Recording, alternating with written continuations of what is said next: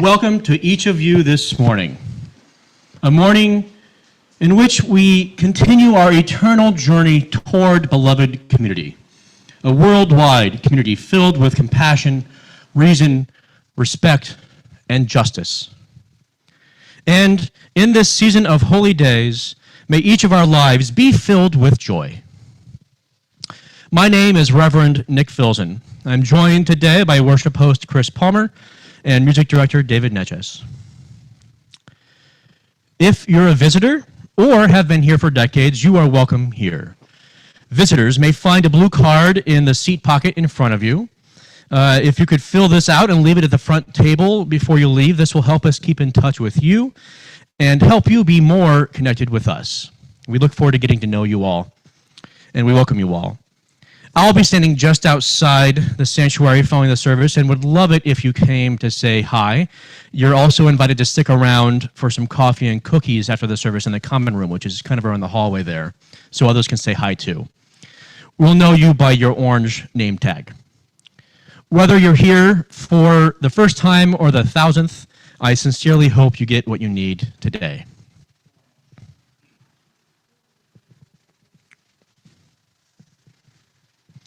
I have a few bits of important news to highlight from our sacred community for which we are all stewards. First, I'd like to thank everybody who helped with hanging the greens last Sunday. You can see there's quite a bit of work that's been going on in here, and there's just something about Holy Day decorations that makes me feel extra open to joy. So thank you all for that help. The Right Relations team has been resurrected as the Committee on Shared Ministry. If you have concerns with somebody's harmful behavior or are finding yourself in the midst of conflict that you can't resolve yourself, including with me, or want to express your gratitude for the church and its programs, you may send an email to cosm@uuaugusta.org. That's COSM@uuaugusta.org. You can also submit a confidential comment in the COSM mailbox by the church offices right next to my office door. The budget team is asking for gifts of honor this month from folks. Gifts of honor are a great way to let someone know you appreciate their work and presence here at the church while also being a caring steward of the community as a whole. I gave a gift of honor for Marsha Worst this month because she deserves it so much. Who can you celebrate? Finally, Janaea and I, Janaea is that little one right there, we're inviting everyone from this community, member and friend, to our house for a potluck party after church on December 19th, that afternoon. Some of you might remember we were supposed to have a potluck here for my arrival back in August, but then COVID. This will clear out our potluck promise ledger and give us all a chance to break bread together for the holidays. We'll send out our address via email and on the private Facebook page over the next few weeks. And you can also ask us for it directly. May we now move fully into our time of worship. May we open ourselves to the forever emerging process of joy, not mere happiness. Instead, a full, whole, holy experience in our hearts and connection to the world around us.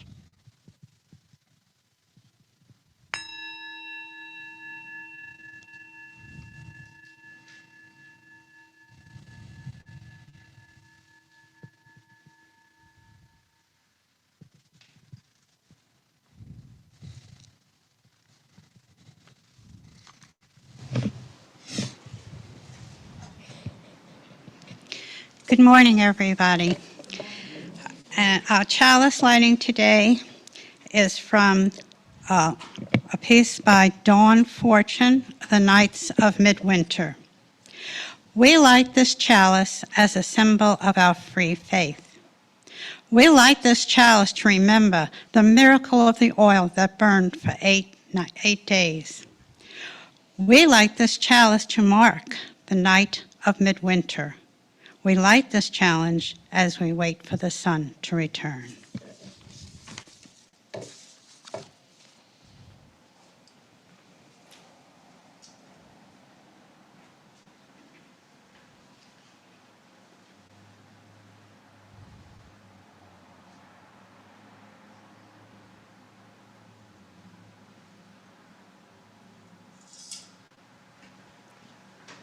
Good morning. Before we get to our opening hymn, I'm proud to say that after many, many months of shutdown due to COVID pandemic, our choir is restarting next Sunday at 9:45 in the morning. So very, very happy about that. And I'm announcing it publicly. We have several members here who are on the choir mailing list, but if you are not on the choir mailing list and you would like to join us next Sunday, please come up and speak to me after church.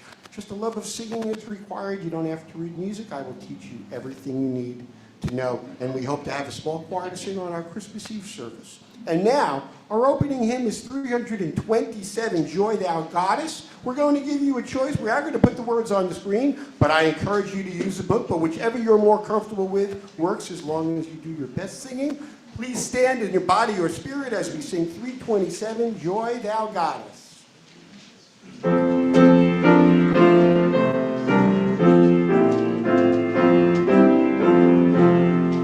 Just English.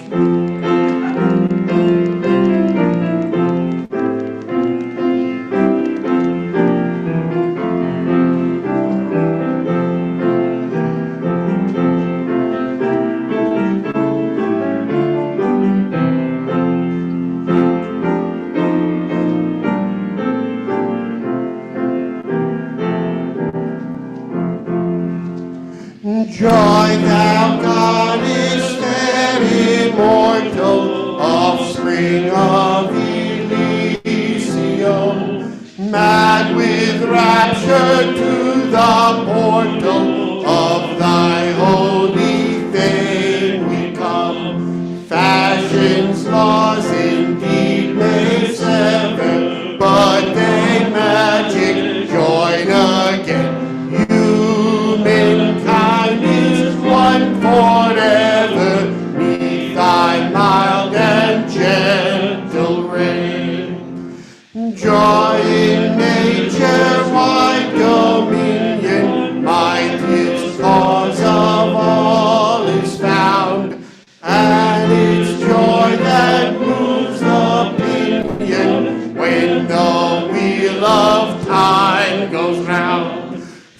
from the bud, she lures the flower. Sun from out their orbs of light. Distant spheres obey her power, far beyond the mortal sight.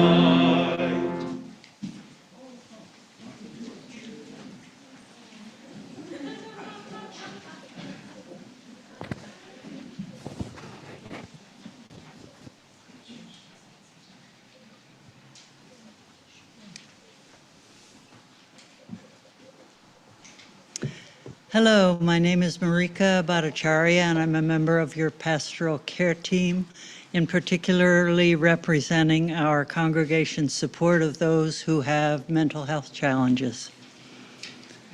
Did you want to? Go ahead to the intro first.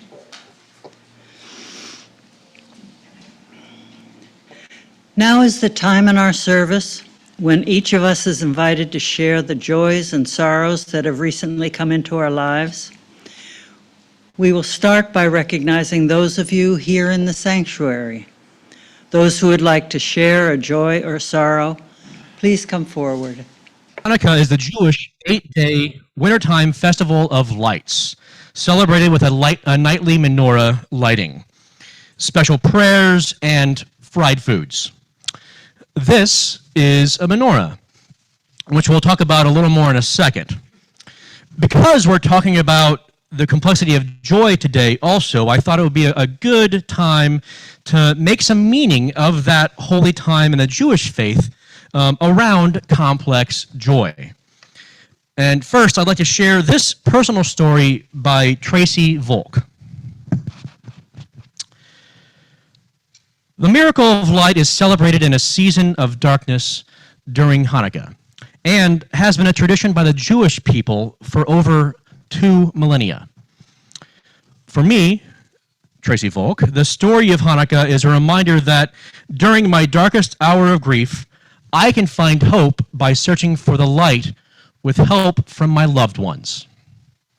My husband, Army Major Paul Volk, was killed in Afghanistan in 2012. The holiday season had always been a time of such happiness in our lives. No matter where we were stationed, we always traveled to New York to be with our extended family after months of living away from the place we called home. Now, celebrating the holiday season feels different after the death of my husband. When my 2 boys, AJ and Ben, and I celebrate these 8 days of Hanukkah, we sometimes feel overwhelmed by the memories of Paul and how we used to celebrate together. We yearn for the feelings that remain, but we remember the past happiness and find ourselves comparing our lives before and after Paul's death. This season is supposed to be a happy and joyous time, but it becomes entangled with sadness and grief as we watch other whole families celebrate. When we are struggling with our grief, we can find inspiration in the story of Hanukkah. The story of Hanukkah reminds us to cherish the light we have found in our loved ones who continue to support us through this season. The original oil found in the sacred temple in Jerusalem is called shamash. Translated from Hebrew, it means attendant or helper. We light 8 candles on the menorah, 1 for each of the 8 days of Hanukkah. The 9th candle on the menorah, the shamash, the one that I lit earlier, is lit first, and then its flame is distributed to light each of the remaining candles. We keep the shamash candle close to all the other candles so that if one blows out, the shamash can relight the extinguished candle. During this holiday season, I am not only grateful for finding light during a dark time, but also for the shamashim, all of the helpers in our grief journey. I'm thankful for the family, friends, and colleagues who stand behind us and relight our candles when they have seemed to have blown out, when our lights become extinguished. They are the helpers, moving us all toward the light and giving hope of a brighter future. In the flickering of the menorah, flames let us be reminded to focus on the light of our future and to give thanks to all the helpers who continue to relight our flames when they seem to smolder out in this dark season of winter. It's a good story from Tracy. As a way to symbolize the joy that can exist amid grief, we're going to perform the ritual of lighting this menorah this morning.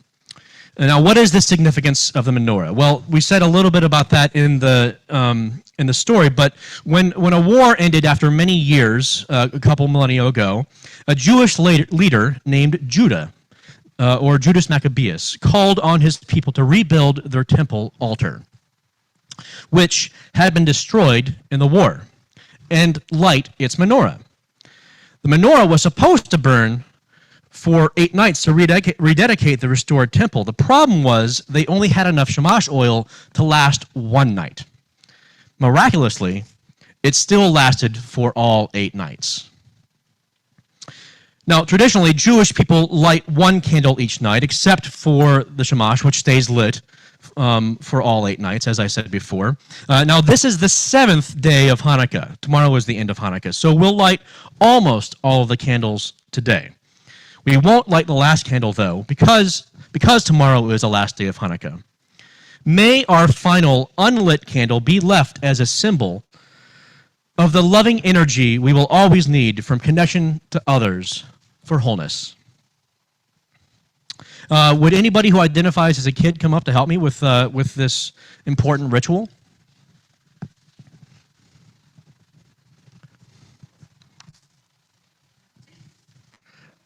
I will do it myself if I must. Oh, right, Shamash.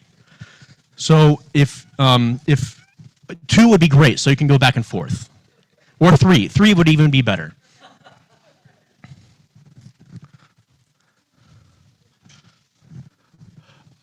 Let her go first. Go ahead. So you'll take the shamash and light 1 and then pass it and light the next, okay? And I'm going to read these important words, this blessing, in the original Hebrew. Well, give it a nice pull. There you go. Baruch atah Adonai Eloheinu melech haolam, asher kitshanu ben mitzvotav, v'tzvanu lahadlik ner shel Chanukah.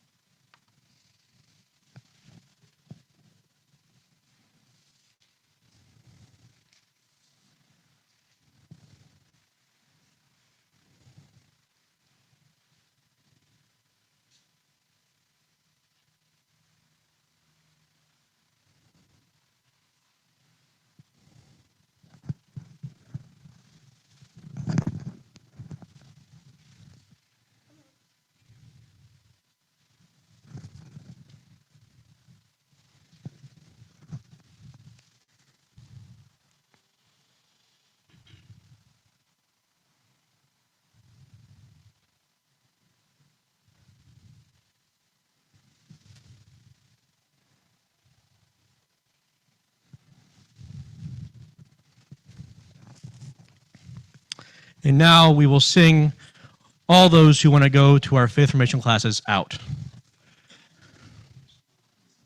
There's one. How did you see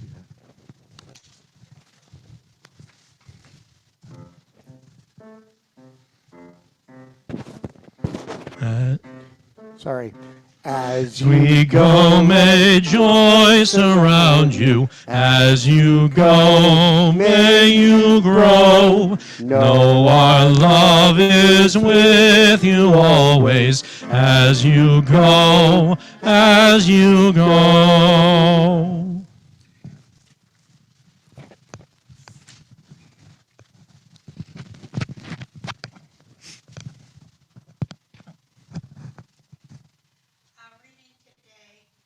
Is an excerpt from Pleasure Activism.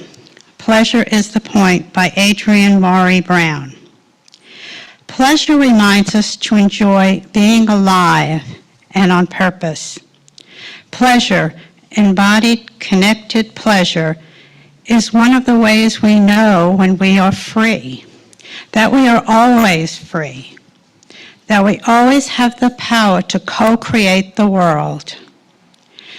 Pleasure helps us move through the times that are unfair, through grief and loneliness, through the terror of genocide, or days when the demands are just overwhelming.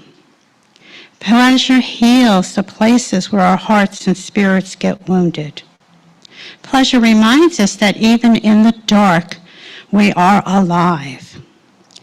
Pleasure is a medicine for the suffering that is absolutely promised in life.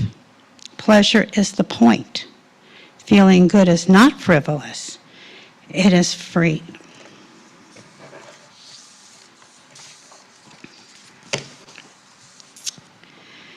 Our invitation to generosity. I joined this church in 2005 after a death of a very, very dear and close friend of mine. We had been to this church when we first came as traveling nurses and found it very welcoming. They even invited us to a Thanksgiving dinner. Well, we had dropped out, but when she passed away, I needed help with her service and remembered how kind this church was. So I called Reverend Dan, and he asked if he would help, and he agreed. He said he would. He met with me, and I talked about Jill, and when he gave the service, it felt as if he knew her, really knew her. And at that time, I knew that I had to be a part of this community. So Graham and I came, and after the second time we got here, we joined the church.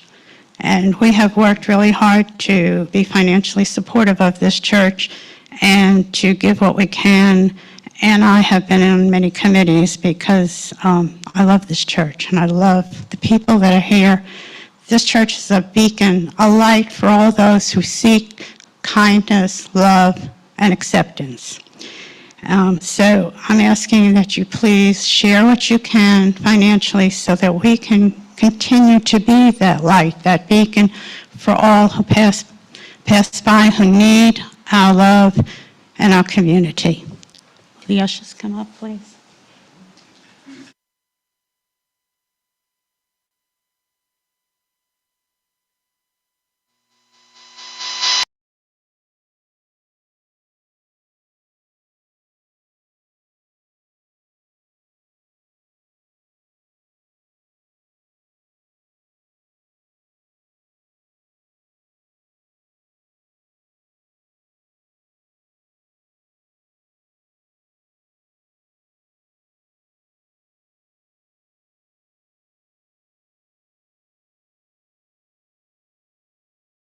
My spirit sang all day, oh my joy, nothing my tongue could say, only my joy.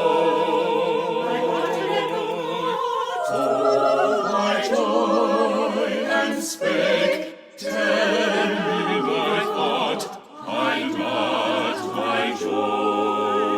My eyes can hear around, oh my joy, what beauty hast thou found? Show us thy joy. My joyous ears grew wild, oh my joy, music from heaven is sent for our joy. She also came and heard, oh my joy, what said she is this word? What is thy joy? And I replied, oh sing, oh my joy, 'tis thee, I cried, 'tis thee. Thou art my joy.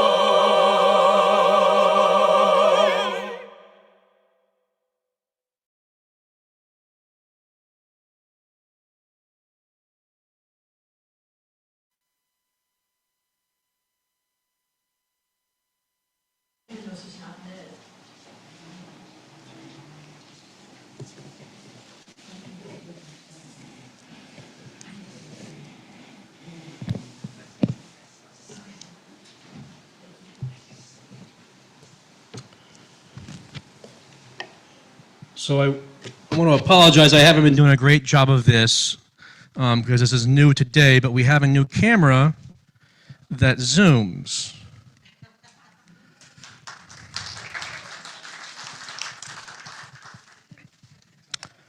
That way the folks at home can see the big picture of everyone here and maybe come in a little closer on me, even if it makes me feel awkward.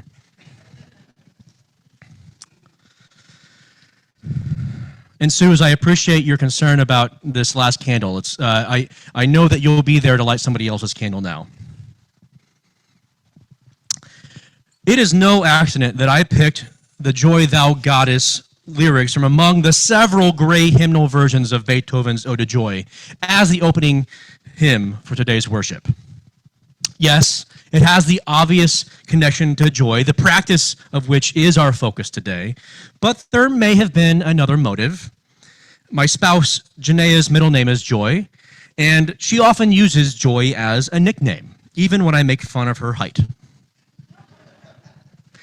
Not to mention, she identifies as pagan, so the goddess symbol holds a lot of meaning for her, and therefore me too. And yes, the name Joy is fitting. She's a little fiery ball of the stuff, and for herself, for those who know her, for me, there's a lot I've learned and continue to learn from her when it comes to embodying a joyful life.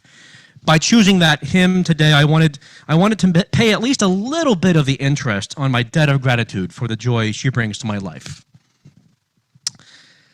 Now, I assure you, I'm not going to take you on a Pollyanna-ish, overly romantic joy journey today. Well, at least not entirely romantic. Our journey will be more like the joy I'm continually learning from Janaea. Layered, rich, nuanced, and not necessarily comfortable all the time. She's in touch with her full range of emotions, which certainly includes happiness and more so-called afflicting emotions like sadness or grief. She maintains several earth-centered spiritual practices which help her find and maintain her own joy. And most importantly, at least for this message, she discovers and cultivates joy through shared, reciprocal, and relational efforts with family, community, and nature. She isn't satisfied with finding her own joy and then stopping there. Her joy is wrapped up in others' joy. In short, I've been incredibly fortunate to absorb at least a little bit of what it means to practice joy through the example of my spouse, Janaea Joy.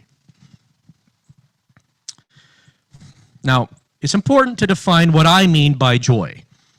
I'll start with what it isn't, though you are sometimes accused of defining this way too much. Joy is not happiness. Sure, joy includes happiness, but happiness and joy are not mutually inclusive. They're not synonymous. Happiness is an element of joy, but not all of it. Joy, for me, is a state of being that's inclusive of all feelings: grief, contentment, affection, fear, intrigue, vulnerability, ecstasy, frustration. A dynamic state of being that includes all the feelings on the feeling wheel, which we're about to share on your screen for those in Zoom land, and which those here in the sanctuary have included in their order of service insert. And I invite you to take that insert home. It's a really great tool to kind of name where you are at any given moment if you want to pull that out. Now, these feelings don't always happen at the same time. And without a doubt, some feel better than others. And yet, if life is to be rich and joyful, it's important and healthy to be in touch with each of these emotions as they roll along. In short, joy is the complex feeling that emerges from the moving experience of wholeness.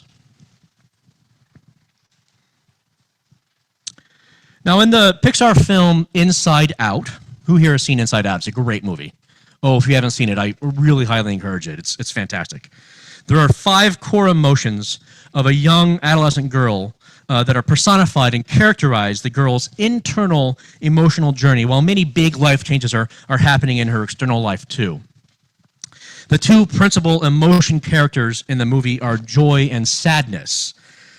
Now, I won't go through the whole plot of the movie for you, especially because a lot of you haven't seen it, but to quickly sum it up, spoiler alert, throughout the movie, Joy, the personified emotion, tries her best to kind of minimize and mitigate sadness, kind of brush her aside. Joy thinks sadness is unnecessary and mostly just messes things up. Joy's kind of just interested in a simplistic happiness. It isn't until she discovers her friend Sadness's true power to connect with other people that Joy becomes more nuanced herself.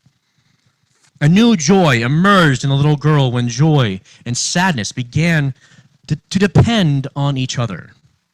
It's the more complicated and nuanced feeling that's perpetually emerging from the full gamut of experience and emotion. And it takes practice. One of the most effective ways to cultivate joy, to practice joy, is a consistent spiritual practice. Now, as helpful as I believe the heavily westernized meditation and yoga practices that so many people have adopted can be, all of which certainly provide a great variety of benefits, I think they're becoming something distinct from their primary purpose and potent potential.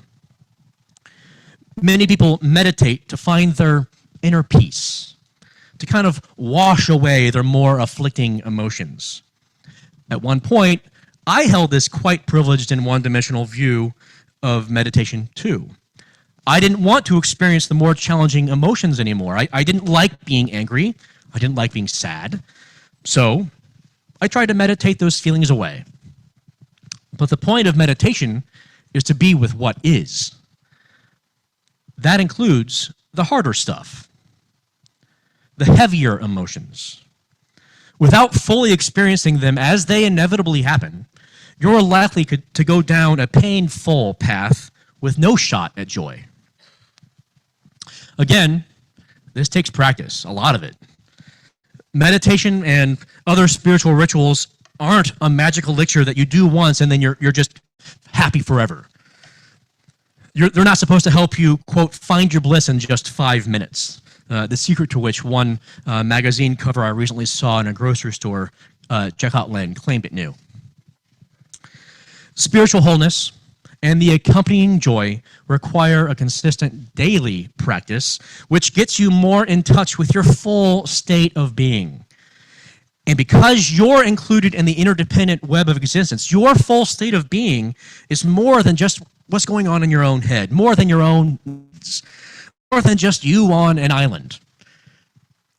My earlier, younger meditation practice worked at first, but I started to become too self-centered. Your spiritual practice isn't truly full until you connect and reconnect over and over again with your body, community, and nature herself. Janaea's spiritual practices reconnect her to each. As she does most months, she recently did a new moon ritual. She was a little grumpy beforehand, and she was quite a bit less grumpy afterwards. Not that that was her goal, but her ritual reminds her, like the cycles of the moon, grumpiness is just part of the wheel of life. To get beyond it, one must move through it. Before COVID-19 times, and before we recently moved to Augusta, Janaea often performed similar rituals with a group of friends at an apothecary in Santa Barbara, where we just moved from. Ritual done with others, spiritual practice within community is truly holistic. She always returned home from these rituals beaming with energy, refreshed and reconnected to nature and her friends with whom she did the ritual. Joy is found in active, reciprocal relationship with others, including non-human life and nature. Losing out on those shared rituals and anything else done in community for the past couple years now because of COVID-19 is also something to grieve. something I hope you're giving yourself space and grace to feel as you miss out on your own important rituals. One must grieve when necessary to sustain joy. Now, the experience of suffering, which includes trauma and depression, that falls outside of joy. Suffering is not grief. It's not really even pain. It's related to pain, but it's not pain. Suffering is the sustained obstruction of wholeness, usually by an inequitable system in which folks maintain their own power at the expense of others. Suffering is the denial of wholeness, and it's never necessary. For many folks in our world, COVID-19 has caused more than grief, instead being one more thing through which to suffer. For example, early in the vaccine rollout, folks from wealthy white neighborhoods in New York City monopolized all the available vaccine appointments in Washington Heights, a primarily low-income Latino neighborhood. A neighborhood already far more impacted by the virus than other areas around the city and around the country even because of pre-existing economic and race conditions. The result amplifies historical suffering on a large scale. There's nothing whole or holy about that. It's not impossible to experience joy when suffering, but it's harder and even carries some risk to practice it on your own. That's when your community needs to practice it for you. Now, I of course desire joy. I yearn for it even. Yet it's so important for me never to think of joy as the same thing as my own comfort, especially if I'm neglecting the needs of others or gaining comfort at the expense of somebody else. If my indulgence or desire gets in the way of others' wholeness, others' joy, then I'm not really adding to my own whole experience.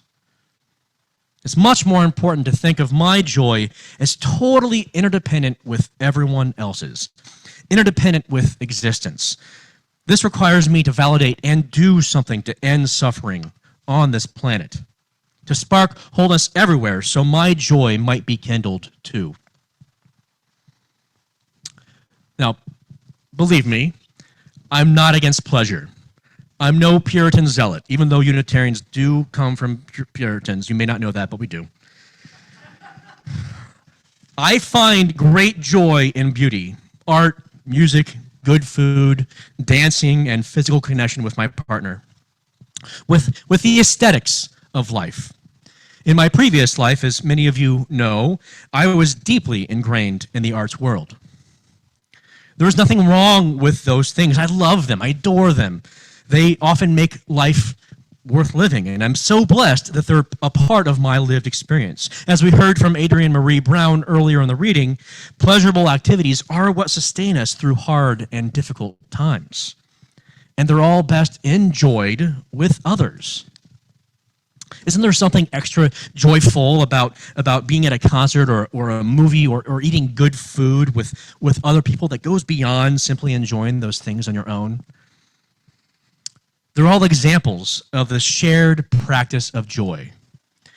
And, like happiness, enjoyment of art and beauty is only one ingredient in the salad bowl of a joyful life. It's the sweet raspberry vinaigrette that makes the salad so tasty. And if you were to eat the dressing without the rest of the salad, if you forget the basic needs of yourself and others, aesthetics are worthless on their own, empty calories. I empower anybody and everybody to check me. Really let me know the minute I'm seduced by aesthetics to the detriment of considering how important it is to be with and to work for the good of others and the planet. Beauty at its finest should sweeten the work of wholeness. E.B. White, author of great stories like Charlotte's Web and Stuart Little, and longtime editor of The New Yorker, once said, quote, "It's hard to know when to respond to the seductiveness of the world and when to respond to its challenge. If the world were merely seductive, that would be easy. If it were merely challenging, that would be no problem. But I arise in the morning torn between the desire to improve the world and a desire to enjoy the world. This makes it hard to plan the day. The apparent disconnect between enjoying the beauty found throughout nature while being in solidarity with others who are suffering is really difficult. It often really rips me up. Does this division rock you like it does me? Do you kind of find yourself like pulled between these two things? Do you feel helpless when you probably feel like you need more happiness and less stress in your own life? I get it. Life is indeed hard for all of us. We need to rest and recuperate to keep going. Self-care is important. Finding this balance is really challenging. And yet it's imperative that there is a balance between these apparent opposites to truly find joy in your life and offer it to others. Joy is not discovered and maintained merely through pleasure and happiness. The practice is so much richer and more complex than that.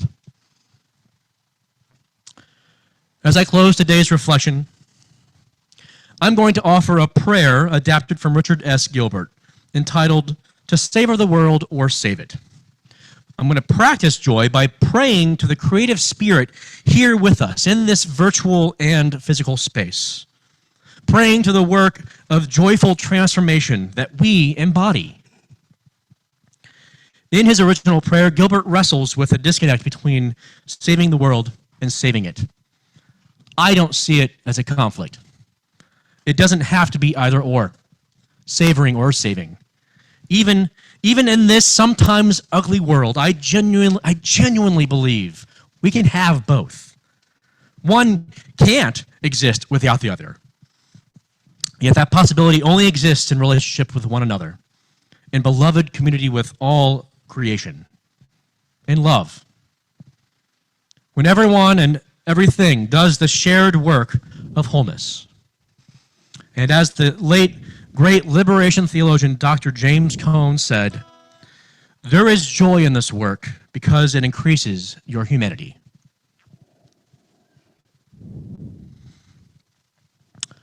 I invite you to get comfortable, reconnect with your breath, close your eyes, bow your head if you like, and join me in the spirit of prayer.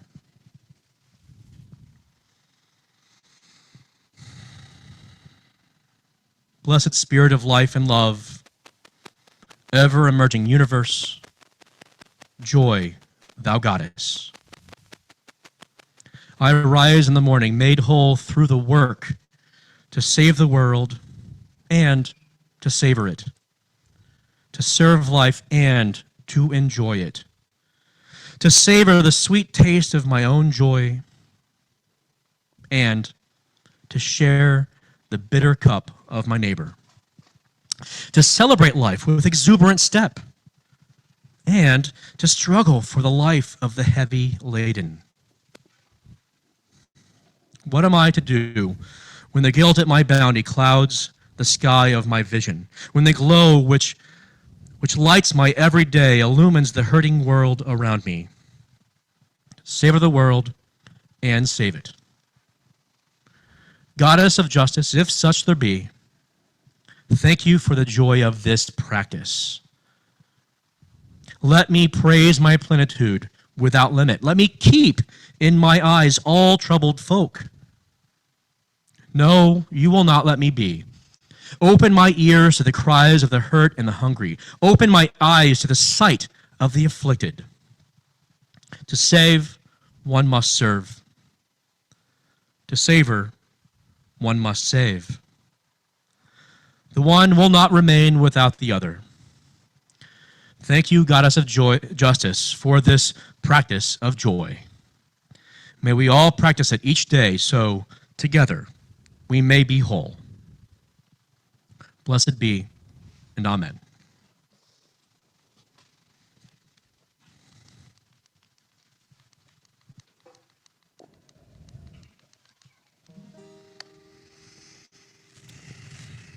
In honor of Hanukkah, we're going to sing a Hanukkah song in our hymnal. It's number 223, and you can look at your hymnal, the words on the board. I'm going to ask you to sit for a moment. Before we get to the 3 English verses, I'm going to try to sing the first verse in the mother tongue, Hebrew, which is the original writing.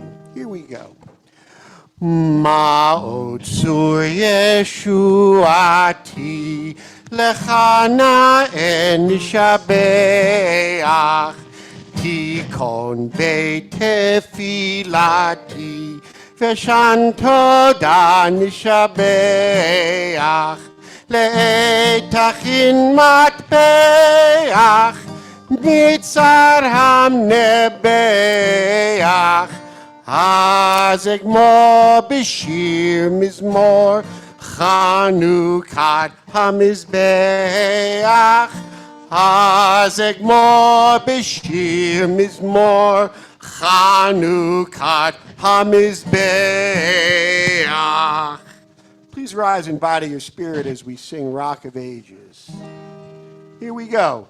Rock of Ages, let our song praise your saving power. You amidst the raging foes were our sheltering power.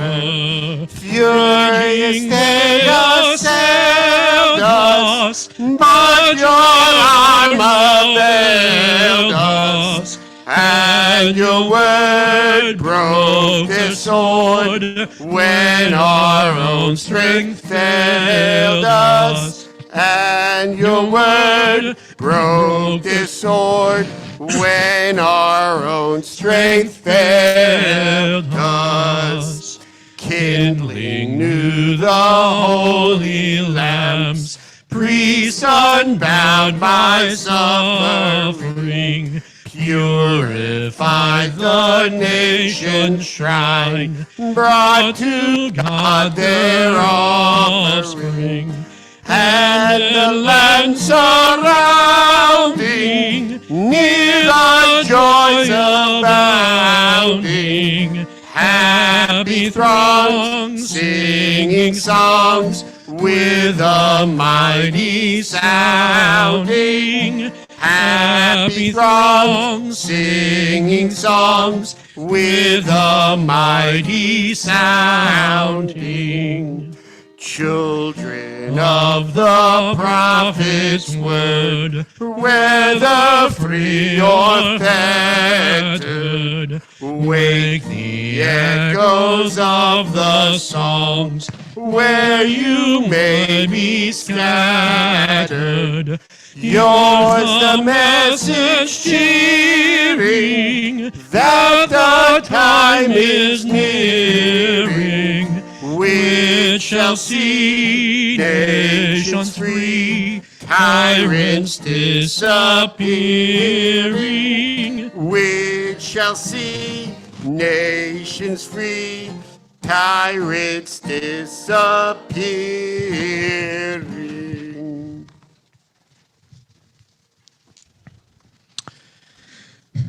May we all practice joy each day. Happiness may not be all of it, yet may our whole bowl of joy be so full that we can't help but sing, dance, and celebrate together. Go forth in joy.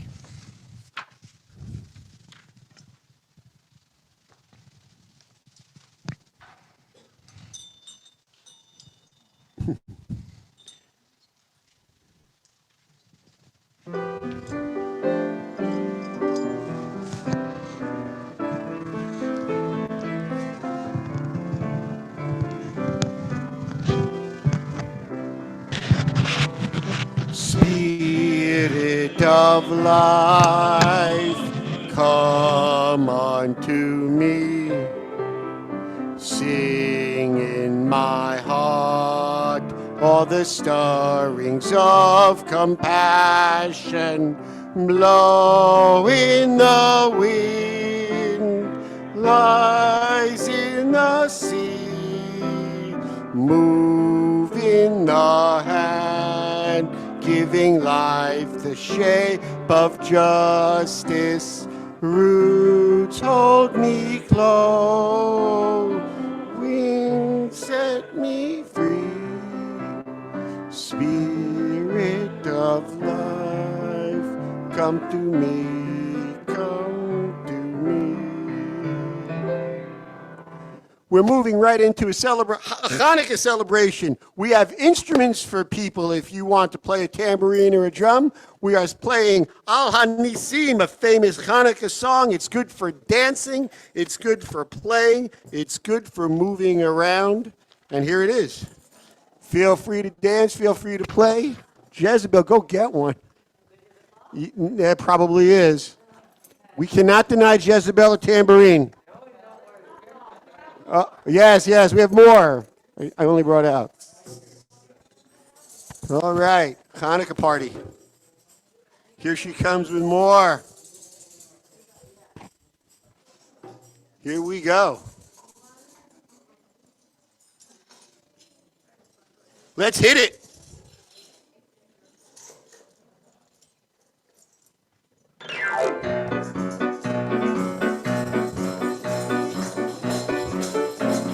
Baal HaPurkan, Baal HaPerot, Baal HaShuvot, Baal Nisita.